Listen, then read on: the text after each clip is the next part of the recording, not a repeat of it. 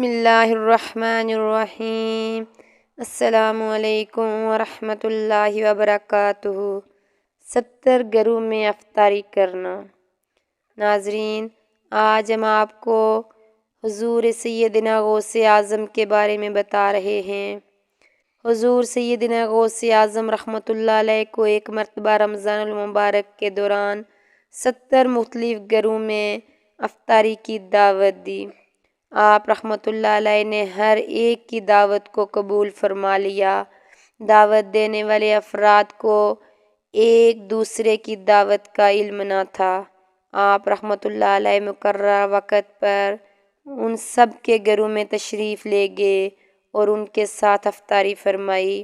اس دن آپ رحمۃ اللہ علیہ نے اپنے آستانیہ پر بھی افطاری فرمائی۔ صبح جب ہر شخص اپنی شہادت کی گفتگو کر رہا تھا تو انہیں معلوم ہوا کہ آپ رحمۃ اللہ علیہ نے ہر گھر میں افطاری کی ہے۔ اس دوران خدام آستانیہ عالیہ بھی آگے اور کہنے لگے، آپ رحمۃ اللہ علیہ نے حسب معمول آستانیہ عالیہ پر بھی افطاری فرمائی تھی۔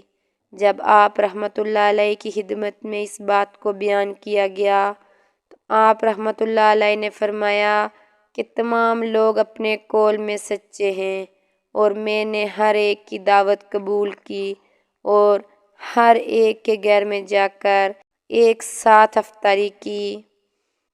ناظرین، یہ تھے سیدنا غوث اعظم، جن کی کرامات بے شمار ہیں۔